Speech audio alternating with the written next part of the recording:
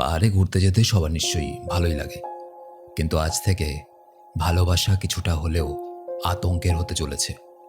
কারণ পাহাড় যতটা সুন্দর, কখনো কখনো তার চেয়েও বেশি ভয়ানক। রাত তখন 2:17। আমার ইমেলে একটা মেল আসে। তো ইমেলটা আমি খুললাম। খোলার পর কিছুটা পড়ার পর নিজেকে আর থামাতে পারলাম না। এমন কিছু লেখা ছিল এই মেলটাতে, যেটা পড়ার পর এরপর যদি কখনো পাহাড়ে যাই, হয়তো সৌন্দর্যের পাশাপাশি ঘটনাটা প্রতি মুহূর্তে ঘুরতে থাকবে মাথায়। তো মেলটা যে আমাকে পাঠিয়েছেন, নাম সৌরভ অধিকারী। সে কলকাতার পার্ক স্ট্রিটে থাকে। 2023 সালের নভেম্বর মাসে মানালিতে যায় ঘুরতে। শহরের কাজের চাপ, কোলাহল সবকিছু থেকে একটু কিছুদিনের জন্য দূরে থাকার জন্য। সেই সময় শীতের প্রায় শুরু। মানালির বাতাসে তখন বরফের গন্ধ, চারদিকে পাইন গাছ, পাহাড়ের গায়ে ঘন কুয়াশা, আর অসাধারণ একটা নিস্তব্ধতা, শান্তির অনুভূতি। প্রথম দুদিন খুব ভালোই কাটলো সৌরভের।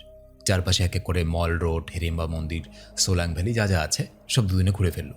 তৃতীয় দিন একটা ভয়ঙ্কর ভুল করে বসে সে, যে ভুলটা তার জীবনের সব থেকে বড় ভুল হয়ে দাঁড়ায়।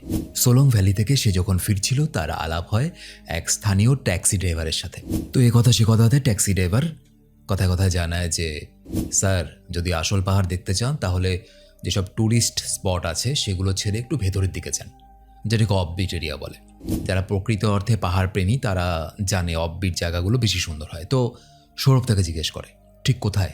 ড্রাইভার তাকে একটা নির্জন পাহাড়ি এলাকার নাম বলে। জায়গাটা ওল্ড মানালি থেকে আরও কিছুটা ভেতরে, পর্যটক খুবই কম। এরকম নির্জন এলাকায় নাকি, এটা আমিও শুনেছি, যে কখনো কখনো পুরনো কাঠের কটেজ দেখতে পাওয়া যায়, অনেক পুরনো, কিন্তু ভেতরে না ঢোকাই ভালো।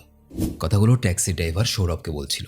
এবং যারা যারা ওই কটেজের ভেতরে গেছে তাদের নাকি খুব একটা ভালো অভিজ্ঞতাও হয়নি, শোনা যায় এরকম। কিন্তু হ্যাঁ, সূর্যাস্ত অসাধারণভাবে দেখা যায়। তো সৌরভের মনের মধ্যে লোভ জন্মালো। ছবি টবি তোলার শখ ছিল বরাবরই। সে ঠিক করে ফেলে পরের দিনই ওখানে যাবে। যেমন ভাবা তেমন কাজ। পরের দিন দুপুরবেলায় ট্রেকিং শুরু করে সে। প্রথমে 1 ঘন্টা সবকিছু স্বাভাবিক ছিল, কারণ পাহাড়ি রাস্তা, চারদিকে পাইন গাছ, ধীরে ধীরে কোথাও ঝর্ণার শব্দ আসছে। ভালো করে দেখলে দূরে বরফ ঢাকা পাহাড়ের চূড়াও দেখতে পাওয়া যায়। কিন্তু যত সে ওপরে উঠছিল, কেমন যেন একটা অদ্ভুত ব্যাপার তার মনের মধ্যে খটকা দিচ্ছিল বারবার। পুরো জায়গাটা অস্বাভাবিকভাবে নিস্তব্ধ। এমনকি পাখির আওয়াজ পর্যন্ত নেই, একটা কুকুরের ডাকও নেই। বাতাসের শব্দ সেরকম একটা শোনাও যাচ্ছে না, শুধু তার নিজের পায়ের আওয়াজ। তো যতক্ষণে সে সেই এলাকার ভেতরে গিয়ে ঢোকে, ততক্ষণে প্রায় 5টা বেজে গেছে। এখানে ওখানে এদিক ওদিক খুঁজতে খুঁজতে সে দেখে একটা পুরনো কটেজ। দেখে মনে হচ্ছিল বহু বছরের পুরনো। চারিদিকে জঙ্গল, এমনকি কটেজটা বেয়ে লতানো পাতা, গাছ অসংখ্য ওপরে উঠে গেছে। এই পুরনো কাঠের বাড়িটা দেখে মনে হচ্ছিল সেখানে বহু বছর কেউ আসেনি। কিন্তু অদ্ভুত ব্যাপার, ওপরে চিমনি যে থাকে, সেই চিমনির মুখে একটা সরু কালো ধোঁয়ার দাগ দেখতে পায় সে। সে বুঝতে পারে বা সে ধরে নেয় যে নিশ্চয়ই ওখানে কোনো দম্পতি আগুন জ্বালিয়েছে বা কোনো ট্যুরিস্ট সেখানে আগুন জ্বালিয়েছে।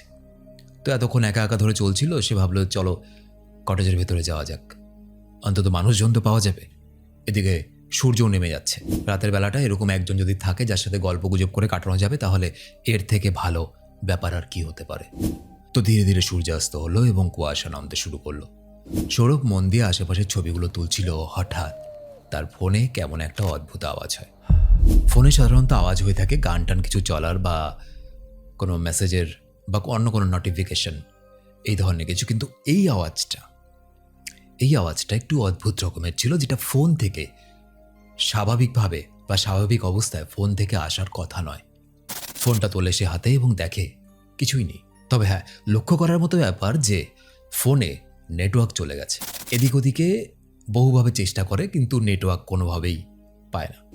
এসব নিয়ে সে যখন দুশ্চিন্তা করছিল, হঠাৎ তার কানের কাছে একটা অদ্ভুত বিচ্ছিরি গলায় একটা শব্দ শুনতে পায়। কি বলছিল কেউ সেটা স্পষ্ট বোঝা না গেলেও মনে হচ্ছিল কেউ খুব আস্তে আস্তে ফিসফিস করে তাকে কিছু বলার চেষ্টা করছে। চারদিকে কুয়াশা, অন্ধকার নেমে গেছে। ওই অবস্থায় একটা ফাঁকা জায়গার মধ্যে, চারদিকে জঙ্গলে ঘেরা, এইরকম একটা অভিজ্ঞতা স্বাভাবিকভাবেই সে ঘাবড়ে যায়। তাড়াতাড়ি পেছনে ঘুরে তাকায়, এদিক ওদিক দেখে কেউ কোথাও নেই। হ্যালো হ্যালো বলে কয়েকবার চিৎকারও করে। হতে পারে আশেপাশে কোনো মানুষ হয়তো কথাবার্তা বলেছে, সেটা কানে এসেছে, বাট সেরকম কিছুই নেই। শুধু গাছ আর কুয়াশা, ঘন কালো অন্ধকার। রাত নামার আগেই তার ফেরার কথা ছিল, কিন্তু যতক্ষণে সে ফিরতে যাবে ততক্ষণে সে বুঝতে পারে ভালো করেই পথ হারিয়ে ফেলেছে। চারদিকে এত অন্ধকার আর সব রাস্তা কেমন জানি একই রকম দেখতে লাগছিল তার, যেরকম পাহাড়ে লেগে থাকে। বাধ্য হয়ে সৌরভ কি ঠিক করে যে সেই রাতটা ওই কটেজটাতেই কাটাবে। এক পা দুপা করে কটেজটার সামনে যায় এবং কটেজের সামনে গিয়ে হ্যালো হ্যালো করে কয়েকবার আওয়াজও দেয়, কিন্তু কটেজের ভেতর থেকে কোনো আওয়াজ আসছিল না। কিন্তু একটু আগে সে দেখেছে কটেজের চিমনির উপরে কালো ধোঁয়ার দাগ ছিল। দরজা ধাক্কা দেওয়ার চেষ্টা করে, কিন্তু দরজাটাও কিছুতেই খুলছিল না। আরও বেশ কয়েকবার ধাক্কা দেয়, দরজাটা অর্ধেক খোলে। ভেতরে ঢুকে সে দেখে চারদিক ধুলো, ময়লার মাকড়সার জালে পড়ে আছে। আশ্চর্যজনকভাবে ঘরের মাঝখানে থাকা একটা কাঠের চেয়ার এবং ঘরের সম্পূর্ণ জায়গাটা, পুরো জায়গাটা ঘরের নোংরা থাকলেও সেই কাঠের চেয়ারটা একদম পরিষ্কার। দেখে মনে হচ্ছিল কেউ যেন একটু আগেও বসেছিল। বিষয়টা সে মাথা থেকে ঝেড়ে ফেলে, কারণ তখন একটা আশ্রয় দরকার। হতেই পারে তার মতো হয়তো কোনো পথভোলা পথিক এখানে এসেছিল, সে বসেছিল, বা ট্রেকাররা আসে মাঝে মাঝে সময় কাটায়। চিন্তার কোনো কারণ নেই, সব কিছু স্বাভাবিক আছে, এরকমই সে ভেবে নেয়। তার ব্যাগে থাকা একটা ম্যাগাজিন বের করে এবং পড়তে শুরু করে। কোনোভাবে সময় কেটে যাচ্ছিল, কিন্তু রাত ঠিক 12:05 প্রথম ঘটনা ঘটে।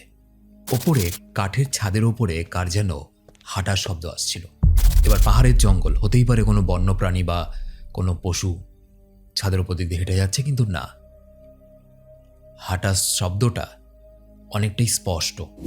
সাধারণত পশুদের পায়ে নরম মাংস থাকে এবং তারা হাঁটলে একটা আলাদা শব্দ হয়, কিছুটা শব্দ হয়। কিন্তু কোনো মানুষ যদি খালি পায়ে জোরে জোরে হেঁটে যায় যেরকম শব্দ হয়, ঠিক সেরকম শব্দ লাগছিল। তবে শব্দটা অত্যন্ত ধীর গতিতে, মানে যে হাঁটছিল সে আস্তে আস্তে হাঁটছিল। তারপর ধীরে ধীরে শব্দটা বাড়তে থাকে এবং একসময় গিয়ে হঠাৎ বন্ধ হয়ে যায় শব্দটা। সৌরভ কিছু বুঝতে পারে না, তবে সেরকম একটা পাত্তাও দেয় না, কারণ সে বরাবরই সাহসী মানুষ ছিল। তবে এটা বললে ভুল হবে যে সে ভয় পায়নি। অন্ধকারে একটা কটেজ যেখানে আলো পর্যন্ত নেই, সেখানে হঠাৎ করে এরকম শব্দ পেলে মানুষের ভয় পাওয়াটা স্বাভাবিক। এসব নিয়ে সে যখন ভাবতে ব্যস্ত, ঠিক তখনই তার মনে হয় কেউ যেন ধীরে ধীরে ওই কটেজের ছাদ থেকে নিচে নেমে আসছে। কিন্তু অবাক ব্যাপার, কটেজে ছাদে ওঠার কোনো সিঁড়ি ছিল না। তাহলে নেমে আসছে কিভাবে? হামাগুড়ি দিয়ে? অন্তত তাই মনে হলো, কারণ হাত আর পা একসাথে কেউ যদি জোরে জোরে হামাগুড়ি দিয়ে যায় ওপর দিক থেকে, টিনের চাল হোক বা কাঠের চাল হোক, যেরকম হয় ঠিক সেরকম। সৌরভের গলা শুকিয়ে আসতে থাকে, কারণ এখন ব্যাপারটা ইগনোর করার পর্যায়ে নেই। তার হাত কাঁপছিল। সাহস করে তবুও মোবাইলের টর্চটা জ্বালায়। ধীরে ধীরে সেই কটেজের চার কোণাতে আলো ফেলে, কিন্তু না, কোথাও কিছু নেই, শুধু একটা অসম্ভব অস্বস্তিকর নিস্তব্ধতা। তো যাই হোক, এরপরে আর কোনো কিছু শোনা যায় না। চারদিক সবকিছু নিস্তব্ধ। রাত 3টে বাজে। 3টে থেকে 4টাকে বলা হয় সব থেকে অশুভ সময়। বলা হয় ভূত, প্রেত, পিশাচ এই 3টে থেকে 4টার মধ্যে নাকি সব থেকে বেশি শক্তিশালী থাকে। সৌরভ আধ ঘুমে হঠাৎ করে অনুভব করে তার ঘাড় বেয়ে কিছু একটা ঠান্ডা নিচের দিকে নামছে। হালকা চোখ খোলে এবং সে ঘাড়ের কাছে হাত দেয়, কিছুই নেই। কিন্তু হঠাৎই তার মনে হতে থাকে সেই ঘরে সে একা নয়। ঘরের কোনো একটা কোণায় বা কোনো এক জায়গায় কেউ চুপচাপ বসে আছে এবং তার নিঃশ্বাসের শব্দটাও সে শুনতে পাচ্ছে। এবং আবছা আলোর মধ্যে কেন জানি মনে হচ্ছে একজোড়া চোখ তার দিকেই দেখছে। আমাদের সবারই কখনো কখনো অন্ধকার ঘরের মধ্যে এইরকম অনুভূতি হয়ে থাকে, কিন্তু সেদিন সৌরভের কাছে এটা কোনো অনুভূতি ছিল না, সেটা ছিল তার একটা নিশ্চিত ধারণা, এক ভয়ঙ্কর বাস্তব। সে ধীরে ধীরে চোখ তোলে ঘরের কোণার দিকে এবং তার সাথে সাথে তার চোখ এমন একটা কিছু দেখে যাতে তার শরীর সম্পূর্ণ অবশ হয়ে পড়ে। শির দ্বারা বেয়ে একটা ঠান্ডা স্রোত নিচে নামতে থাকে। ঘরের কোণায় যেখানে প্রায় আলো পৌঁছয় না, সেখানে একজন দাঁড়িয়ে আছে, পরিষ্কার দেখতে পাচ্ছে। তার চোখ সৌরভের দিকে তাকিয়ে এক দৃষ্টে ঠান্ডা চোখে তাকিয়ে আছে। লম্বা, অস্বাভাবিক রোগা এবং হাতে পায়ে কেমন পুরনো ঘা হলে যেরকম হয় সেরকম। বিন্দুমাত্র নড়ছে না, ঠান্ডা চোখে সৌরভের দিকে তাকিয়ে। কিন্তু লোকটা শ্বাস নিচ্ছে যেন। কাপা হাতে সৌরভ তাড়াতাড়ি করে ফোনের টর্চটা আবার জ্বালায় এবং ওদিকে ফেলে এবং এক ঝলক আলো পড়ে। মাত্র 1 সেকেন্ড। ঘরের ওই কোণটা ফাঁকা, কেউ নেই, কিছুই নেই। সৌরভ নিজেকে বোঝানোর চেষ্টা করে, হতে পারে ভুল দেখেছে, ঘুমের ঘোর ছিল তার, সেই জন্যই হয়তো। ঠিক তখন তার কানের পাশে একটা ঠান্ডা নিঃশ্বাস পড়ে। যেভাবে কোনো মানুষ কানের একদম কাছে এসে নিঃশ্বাস নেয়, ঠিক সেই রকম অনুভব হচ্ছিল তার। পেছন ঘোরার মতো সাহস মনের ভেতরে ছিল না, ছিল না শরীরে শক্তিও। সে নিশ্চিত কেউ তো আছে এই কটেজে। এবং ওই যে বাইরে একটা বিচ্ছিরি ভয়েসে ফিসফিস করে শব্দ শুনতে পেয়েছিল, সেই শব্দটা আবার শুনতে পায়, কিন্তু যে কথা বলছে সে কি বলছে সেটা বুঝতে পারছে না, বাংলায় তো বলছে না। এবং এবার সে আর দেরি না করে মোবাইলের ব্যাগটা নিয়ে কোনোভাবে চেয়ার ছেড়ে এক ধাক্কায় সেখান থেকে বেরোতে চায়, কিন্তু না, বেরোতে পারে না। দরজার কাছে যেতেই তার গলাটা কে যেন পেছন থেকে শক্ত ঠান্ডা দড়ির মতো কিছু একটা দিয়ে আটকে দেয়। সৌরভ গলায় হাত দেয়, কিন্তু গলায় কিছুই নেই। তাহলে তার দম বন্ধ হয়ে আসছে কি করে? কোনো এক অশরীরী প্রেত তার গলা চেপে ধরে রেখেছে। কোনোভাবে শরীরের শেষ শক্তি দিয়ে দরজাটা টেনে সিঁড়ি দিয়ে রীতিমতো গড়িয়ে বাইরে বেরোয়। মাথাটা কোনো একটা বড় শক্ত কিছুর সাথে গিয়ে লাগে তার। অসম্ভব যন্ত্রণা। ব্যাস, আর কিছু মনে নেই। সে যখন চোখ খোলে তখন সকাল হয়ে গেছে। সূর্যের আলো তার চোখে মুখে পড়েছে, কপালের সামনেটা একটু ভেজা ভেজা। হাত দিয়ে বুঝতে পারে রক্ত। পাথরে লেগে মাথাটা ফেটে গেছে। একে একে আগের দিনে রাতের কথা তার সম্পূর্ণ মনে পড়ে। 1 মিনিটও সময় নষ্ট করে না। পেছনে সেই কটেজটার দিকে সে তাকিয়েও দেখে না। ছুটে নিচের দিকে নামতে থাকে। নামতে নামতে কখনো কখনো পড়েও যাচ্ছিল। নিচে নেমে একটা ছোট চায়ের দোকানে এসে পৌঁছয়। প্রচণ্ড হাঁপাচ্ছে, কথা বলার মতো অবস্থা নেই। সেখানে পৌঁছানোর সাথে সাথেই সে জ্ঞান হারায়। তো চায়ের দোকানে আশেপাশে মানুষজন ছিল 2-1 জন। তারা সৌরভকে নিয়ে স্থানীয় হাসপাতালে যায়। হাসপাতাল থেকে 1-2 দিন পর সে ছাড়া পায় এবং সেখানে একদিনও না থেকে সেদিনই সে ফ্লাইটে কলকাতা। সৌরভ ভাবে হয়তো ঘটনাটা এখানেই শেষ, কিন্তু না, ঘটনা এখনো বাকি ছিল। 2 মাস পর আবার মানালি যাওয়ার সুযোগ হয় তার, কিন্তু এবার কাজের সূত্রে। ঘুরতে আসেনি এবং একা ছিল না, সাথে আরও 2 জন কলিগ ছিল। সৌরভ তাদেরকে সম্পূর্ণ ঘটনাটা বিস্তারিত বলে। তো তারা তো তার কথা শুনে বিশ্বাসই করতে চাইছিল না, কারণ ভূত প্রেত পিশাচ যে একমাত্র দেখেছে তারাই বিশ্বাস করে। যারা দেখেনি তাদের কাছেই নিছকই কোনো একটা কাল্পনিক ঘটনা বা কোনো বানানো ঘটনার মতো হেসে উড়িয়ে দেয়। নিজেকে প্রমাণ করার জন্য সৌরভ ঠিক করে তাদেরকে সেই পাহাড়ি এলাকায় নিয়ে যাবে। কারণ একটা কথা ভেবে দেখবে, যখন তুমি কোনো একটা সত্যি কথা বলছো এবং 2-3 জন তোমারই বন্ধুবান্ধব সেই জিনিসটাকে নিয়ে তোমায় খিল্লি করছে, যেটা হতেই পারে না, না এরকম কিছুই নেই, তখন মনে একটা জেদ চেপে যায়, হতে পারে না, তাহলে দেখাই। তো যেহেতু তারা সেখানেই ঘুরতে গিয়েছিল, সে ঠিক করে চলো এদেরকে নিয়ে যাওয়াই যাক, তাদেরকে দেখানোই যাক জায়গাটা। যেমন ভাবা তেমন কাজ। পরের দিন তারা কাজকর্ম যা ছিল অফিসের সেসব সেরে দল বেঁধে বেরিয়ে পড়ে সেই কটেজের উদ্দেশ্যে, যেই জায়গায় সে ছিল। এবং সেই জায়গায় পৌঁছে সে অবাক হয়ে যায়, কারণ সেখানে কোনো কটেজই নেই। এবার এখানে আসে সব থেকে রহস্যময় ঘটনা। ধরে নিলাম যে কটেজটা ছিল, সেই কটেজটা সেখানে নেই, কোনো একটা কারণে কেউ ভেঙে চুরে নিয়ে গেছে।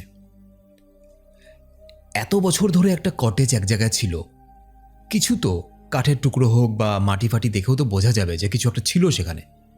অবাক ব্যাপার, কটেজ যেখানে আছে সেখানে তো বড় বড় গাছ আছে। 2 মাসের মধ্যে এত বড় গাছ হয়ে গেল, নাকি তার কোনো ভুল হয়েছে জায়গাটা চিনতে? সেই উপত্যকা, সেই লম্বা লম্বা পাইন গাছ, শুকনো পাতা, সবকিছু একই আছে, শুধু কটেজটা নেই, সেটা উধাও। সৌরভের বন্ধুরা হাসতে শুরু করে। তারাও একই রকমভাবে খিল্লি করছিল। তারা বুঝতে পারে সৌরভ মিথ্যা কথা বলে এখানে নিয়ে এসেছে। তারা আশেপাশে খোঁজও করতে থাকে যেখানে কি সত্যি কোনো কটেজ ছিল। না, সবাই একই কথা বলে, ওখানে কোনো কটেজই ছিল না। শেষ পর্যন্ত পাশের একটা গ্রামে এক বয়স্ক লোকের সঙ্গে তাদের দেখা হয়। সৌরভ তাকে সেই কটেজের ছবিটা দেখায় সেদিন, যেটা সে তুলেছিল। লোকটা অনেকক্ষণ ধরে ছবিটার দিকে তাকিয়ে থাকে এবং তারপর তাদের সবার দিকে এমনভাবে তাকায় যেন কিছু ভুল দেখছে। তাদেরকে জিজ্ঞেস করে, ছবিটা কোথায় পেয়েছো? সৌরভ তাকে জানায় যে আমি 2 মাস আগে এখানে এসেছিলাম, এই কটেজে আমি রাত কাটিয়েছি এবং 2 মাস আগেরই ছবি। লোকটা মাথা নাড়ে, বলছে অসম্ভব, এই কটেজটা 2 মাস আগে এখানে থাকা অসম্ভব, কারণ এই কটেজটা 2011 সালের পাহাড় ধসে ভেঙে খাদে পড়ে গেছিল। এবং শুধু তাই নয়, ওই দুর্ঘটনায় সেদিন ওই কটেজের মধ্যে থাকা একজন পাহারাদারেরও মৃত্যু হয়। আজ থেকে প্রায় 14 বছর আগেকার ঘটনা। সৌরভ এই পুরো ব্যাপারটা বিশ্বাসই করতে পারছিল না। সে বলে, না, আমি নিজে ছিলাম, আমি নিজের চোখে দেখেছি, আমি থেকেছি সেখানে। লোকটা কিছুক্ষণ চুপ করে থাকে এবং তারপর সে বলতে শুরু করে। সে বলে, শুধু তোমরা একা নয়, এখানে অনেকেই এরকম অনেক কিছু শুনেছে, আওয়াজ বা এরকম আকৃতি দেখেছে, কিন্তু তুমি যেটা বলছো এরকম এর আগে আমি কখনো শুনিনি। যে কটেজের মধ্যে কেউ রাত কাটিয়ে গেছে। সেদিনের মতো তারা সবাই ফেরত চলে এলো তাদের হোটেলে। সৌরভ কিছুতেই পুরো ঘটনাটা বিশ্বাস করতে পারছিল না। রাত্রেবেলা শুয়ে শুয়ে সেদিনের সব ছবিগুলো দেখতে শুরু করে।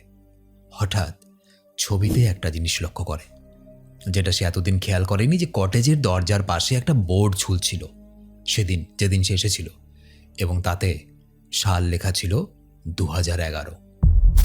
সৌরভ চমকে ওঠে।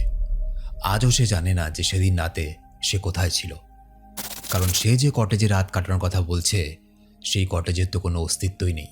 তাহলে সে কোথায় ছিল?